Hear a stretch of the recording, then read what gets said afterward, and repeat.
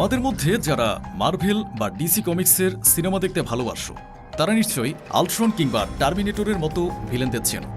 সিনেমায় কি দেখানো হয়? একটা বিশাল রোবট বা এআই হঠাৎ খুব রাগী হয়ে ওঠে, তার হাতে লাল রঙের লেজার গান, আর সে পুরো শহর ধ্বংস করতে করতে পৃথিবী দখল করে নেয়। আমাদের সুপার হিরোরা এসে মারামারি করে সেই রোবটকে হারিয়ে দেয়। দেখতে খুব থ্রিলিং লাগে, তাই না? কিন্তু সত্যটা কি জানো? ভবিষ্যতে এআই যদি কখনো এই পৃথিবী দখল করে, তবে সে কোনো বন্দুক বা বোমা নিয়ে আসবে না, কোনো যুদ্ধ হবে না, কোনো রক্তপাতও হবে না। সে আসবে অত্যন্ত নীরবে, এক মায়াবী সাইলেন্ট ডিকটেটর বা শান্ত এক স্বৈরাচারী শাসক হয়ে। আর সবচেয়ে বড় টুইস্ট কি জানো? যখন সে আমাদের পুরো পৃথিবীটা শাসন করতে শুরু করবে, আমরা তার বিরুদ্ধে যুদ্ধ তো দূরের কথা, উল্টো তাকে ভালোবেসে আমাদের সব চাবি তার হাতে তুলে দেব।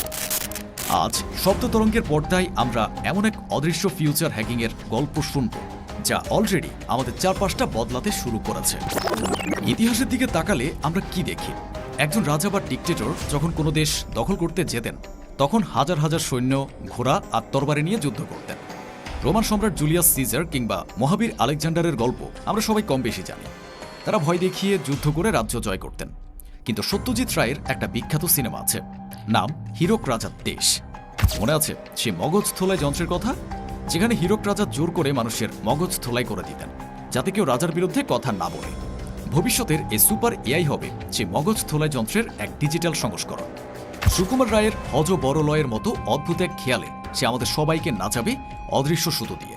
সে আমাদের কোনো ভয় দেখাবে না, বরং সে আমাদের এত আরাম দেবে, এত বিনোদন দেবে, যে আমরা আমাদের চিন্তা ভাবনা করার ক্ষমতাটাই তার কাছে বন্ধক রেখে দেব।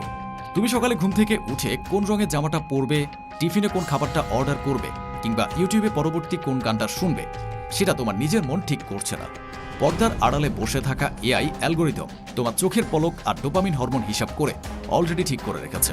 যদি তোমার জীবনের প্রতিটা ছোট বড় সিদ্ধান্ত একটা এআই নিতে শুরু করে, তবে এই জীবনের আসল রাজা কি, তুমি নাকি ওই অ্যালগোরিদম?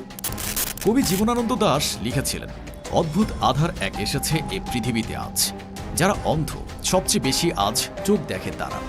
কবি হয়তো আজ থেকে অনেক বছর আগে এই লাইনটা লিখেছিলেন, কিন্তু ভবিষ্যতের এআই চালিত পৃথিবীর সাথে এটি হুবহু মিলে যায়। এআই আমাদের সামনে এমন এক কৃত্রিম বাস্তবতার রংধনু তুলে ধরবে, যার মোহে পড়ে আমরা আসল দুনিয়াটাকেই ভুলে যাব। তোমরা যারা অনলাইন গেম বা সোশ্যাল মিডিয়ায় ঘন্টার পর ঘন্টা কাটিয়ে দাও, তারা নিশ্চয়ই জানো যে সেখান থেকে বের হওয়াটা কতটা কঠিন। কেন জানো? কারণ ওই গেমের পেছনে এআই তোমার মনস্তত্ত্ব বা সাইকোলজিকে তোমার চেয়েও ভালো চেনে। আজ থেকে 20 বছর পর 2046 সালের দিকে হয়তো কোনো দেশের প্রধানমন্ত্রী বা প্রেসিডেন্ট নির্বাচন করতে মানুষ ভোট দিতে যাবে না। মানুষ বলবে রাজনীতিবিদরা তো দুর্নীতি করে, মিথ্যা কথা বলে, তার চেয়ে আমাদের দেশের সব সিদ্ধান্ত একটা সুপার ইন্টেলিজেন্স এআই নিক। এআই তখন ঠিক করবে কোন দেশের সাথে কোন দেশের ব্যবসা হবে, কোন আইনটা তৈরি হবে। মানুষ খুব নিশ্চিন্তে ঘুমাবে এই ভেবে যে এআই তো কোনো ভুল করে না। কিন্তু অলক্ষ্যেই মানব সভ্যতার পুরো নিয়ন্ত্রণ চলে যাবে এক সিলিকন চিপের তৈরি অদৃশ্য শাসকের হাতে। রবীন্দ্রনাথ ঠাকুরের একটা বিখ্যাত নাটক আছে, তাসের দেশ, যেখানে মানুষগুলো কোনো নিয়ম না জেনেই রোবটের মতো একটা নিয়ম বছরের পর বছর ধরে মেনে চলত। এআইয়ের এ রাজত্বে আমরাও যেন এক একটা তাসের দেশের বাসিন্দা হয়ে যাচ্ছি। সবচেয়ে ভয়ঙ্কর স্বৈরাচারী শাসক সেই নয় যে তোমাকে খাঁচায় বন্দী করে রাখে, বরং সেই সবচেয়ে বড় স্বৈরাচারী যে তোমাকে এমন একটা খাঁচায় বন্দী করে যা তুমি চোখেই দেখতে পাও না। এআই আমাদের মনকে এতটাই অলস আর নির্ভরশীল করে তুলবে যে আমরা আমাদের নিজেদের বুদ্ধি দিয়ে নতুন কোনো কবিতা লিখতে পারবো না, নতুন কোনো সুর তৈরি করতে পারবো না। মানুষের যে স্বাধীন ইচ্ছা বা ফ্রি উইল, তা একসময় বিলুপ্ত হয়ে যাবে। ভবিষ্যতের এ সাইলেন্ট ডিকটেটর বা নীরব স্বৈরাচারীর রাজত্ব কি আসলে শুরু হয়ে গেছে? তোমার কি মনে হয়? তুমি অলরেডি এআই বা মায়াজালে কিছুটা বন্দী? কমেন্ট বক্সে বন্ধুদের সাথে শেয়ার করো তোমার মতামত, আমরা জানতে চাই তোমার ভাবনা।